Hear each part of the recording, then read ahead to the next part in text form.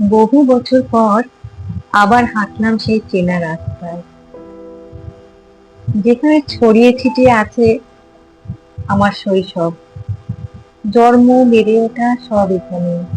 এই মাঠটা কত খেলার সাক্ষী হয়ে আছে। আর এই যে এই বিল্ডিংটাই আমাদের। জানো তো, একটা সময় ছিল যখন এই মাঠটাতে যাত্রা হতো। অনেক বড় বড় যাত্রা শিল্পী এখানে এসে যাত্রা করে গেছেন। ওই যে ওই চারতলার ঘরটা দেখতে পাচ্ছ, একটা সময় ওটাই ছিল আমাদের ঠিকানা, আমাদের সুখনির। একটা সময় ছিল যখন এই প্রত্যেকটা অলি গলি ছিল জমজমাট, আর এখন পুরো ফাঁকা, আগাছায় ভর্তি। লোক আছেন তবে হয়তো খুব কম, তাই মেনটেনেন্স হয় না। চলো আমাদের বিল্ডিংটার রাস্তার সামনে থেকে একটু ঘুরে আসি।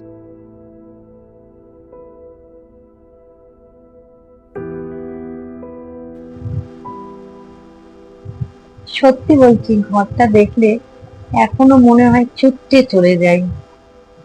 এই সেই রাস্তা, এখন পুরো জঙ্গলে ভর্তি।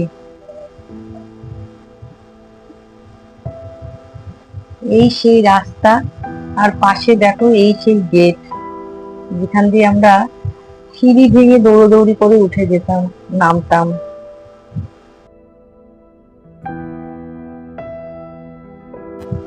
ওই যে ওই মন্দিরটা দেখছো, ওটা রাধা কৃষ্ণের মন্দির। জন্মাষ্টমীতে এখানে খুব ধুমধাম করে পুজো হতো। সব স্মৃতিগুলোই যেন এখনো চোখের সামনে তরতাজা হয়ে রয়েছে।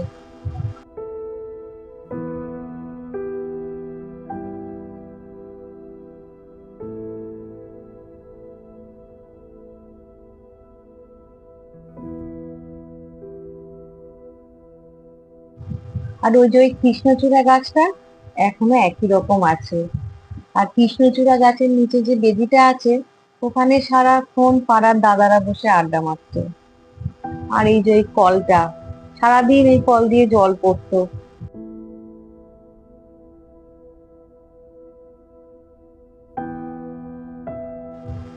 জীবন আমাদের অনেক দূরে নিয়ে যায়, কিন্তু একদিন যখন আবার ফিরে আসি সেই পুরনো ঠিকানায়, তখন বুঝতে পারি শৈশব কোথাও হারিয়ে যায়নি।